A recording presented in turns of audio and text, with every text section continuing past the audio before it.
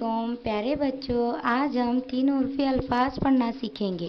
अदब अदब, सबक सबक, टपक टपक, मतन मतन, लटक लटक, शजर शजर, लचक लचक, सहन सहन, फखर फखर, बदन बदन,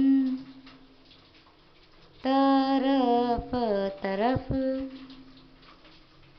सड़क सड़क, कसम कसम, जशन जशन, रसद रसद, हजम हजम, वतन वतन,